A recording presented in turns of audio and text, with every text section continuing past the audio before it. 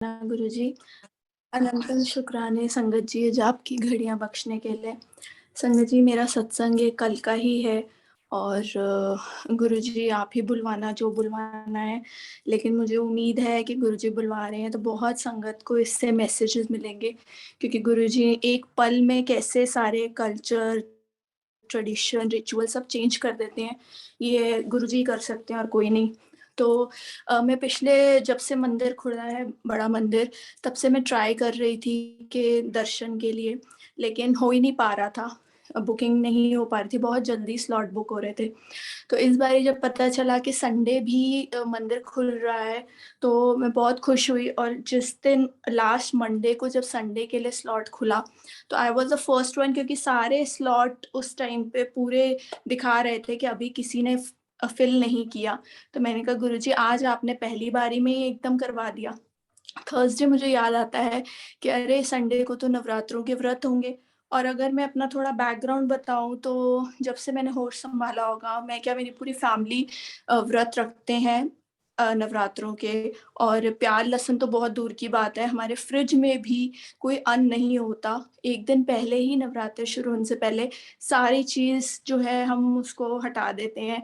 प्याज़ लहसुन भी बहुत दूर ऐसे छुपा देते हैं। तो यहाँ तक कि अगर किसी को बाहर भी कहीं जाना होता है, तो बाहर भी परमिशन नहीं है खाने की।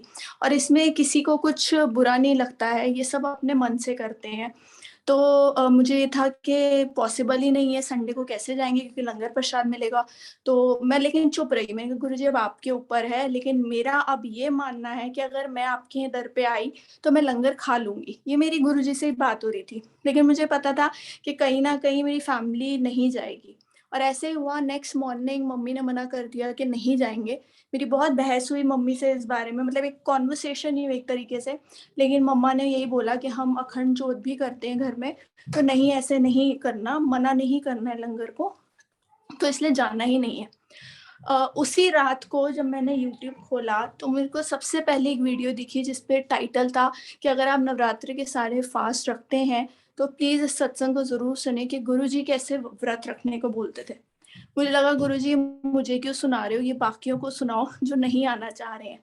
लेकिन काफ़ी बड़ा सत्संग था, but to cut it short, उसमें गुरुजी ने, जो आंटी मंदिर के बाहर थी, अंदर नहीं आई नवरात्रों में, तो उनको अपने तरीके से बताया कि क्या लंगर की अहमियत होती है, सब कुछ।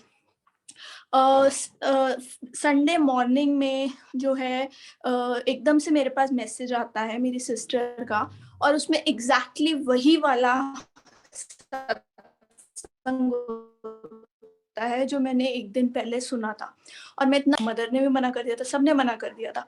तो जब मेरी सिस्टर से बात हुई, तो उन्होंने बोला कि ये मैसेज ना मुझे सुबह-सुबह आया है कि कैसे गुरुजी को एक संगत ने बोला कि मैंने लंगर नहीं लिया, तो गुरुजी ने उनको किचन में भेजा और वहाँ 9 देवियाँ लंगर बना रही थीं। तो मेरी सिस्टर को आज तक कभी कुछ इस तरीके से किसी और के थ्रू मैसेज नहीं आया। रैंडमली किसी संगत ने उनको करा, तो वो कोइंसिडेंस तो नहीं होता है, हमें पता है, वो गुरुजी की ही प्लानिंग होती है। तो ऐसा मेरे साथ बहुत बार होता था, लेकिन कोई कन्विंस नहीं होता था। तो उस दिन पहली बार मेरी सिस्टर के साथ हुआ, तो मेरी सिस्टर ने कहा, "मैं भी मंदिर ज़रूर जाऊँगी।" तो मैंने कहा, "वाह गुरुजी, धन-धन गुरुजी, चलो कम से कम 2 लोग तो आपके दर पे आ ही रहे हैं।" और मेरी मदर तब भी कन्विंस नहीं थी। पता नहीं शाम को अचानक क्या हुआ उनको, और उन्होंने बोला कि मैं भी जाऊँगी, क्योंकि जो मैसेज सुबह आया है, वो गुरुजी का ही आया है। पता नहीं उनको क्या हुआ, क्या नहीं। और हम सब बड़े मंदिर गए, तो हमारा कैसे वो इतने सालों के रिचुअल्स, जो हम ने घर पे भी इस तरीके से कुछ नहीं खाते, कल हमने लंगर प्रसाद वहाँ खाया। और गुरुजी की इतनी रहमत है कि हम ट्रैफ़िक में बहुत लेट हो गए थे। हम 8 बजे तक तो अभी मंदिर के बाहर ही थे, लेकिन कैसे गुरुजी ने मंदिर खोल के रखा, ये गुरुजी जानते हैं। और इतना ज़्यादा वहाँ चेकिंग भी थी, लेकिन तब भी अ, पूरे अच्छे से दर्शन हुए। मैं लंगर बाहर लेके आई, तो एकदम से एक अंकल मेरे पास आते हैं, अभी उन्होंने अपना मिठाई का डिब्बा खोला ही होता है, और वो मुझे रसगुल्ला ऑफ़र करते हैं। तो मैं बहुत हैरान होती हूँ कि इतनी भीड़ में ये अंकल, यहीं पे इन्होंने आस-पास अभी डिब्बा खोला, और I was the first one जिनको ये ऑफ़र कर रहे हैं, और बस गाड़ी का एक चक्कर लेके वापस चले जाते हैं। बाद में मुझे ध्यान आता है कि मैं जब भी अभी तक रिसेंटली डुगरी गई या मंदिर गई, तो मुझे गुरुजी हमेशा एक मीठा प्रसाद ज़रूर रिटर्न में देते हैं। लंगर तो देते ही देते हैं, लेकिन साथ में एक लड्डू या एक रसगुल्ला ज़रूर कुछ ना कुछ देते हैं। तो मैंने कहा, गुरुजी आपकी लीला तो आप ही जानते हो। तो बहुत शुक्राने गुरुजी के।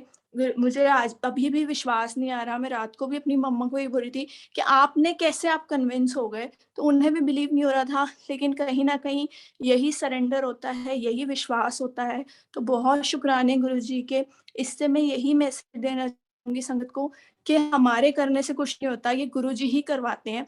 अगर आपको लगता है कि आपके भी कोई फैमिली मेंबर कोई भी फास्ट में लंगर नहीं खाना चाह रहे या आपका मन है, तो बस गुरुजी को ही ये बोलो कि गुरुजी आप ही कर सकते हो, हमारे बस में तो कुछ नहीं है। क्योंकि मैंने भी छोड़ दिया था कि गुरुजी मैं एक बार बात कर चुकी हूँ, अब मैं नहीं बोलूँगी।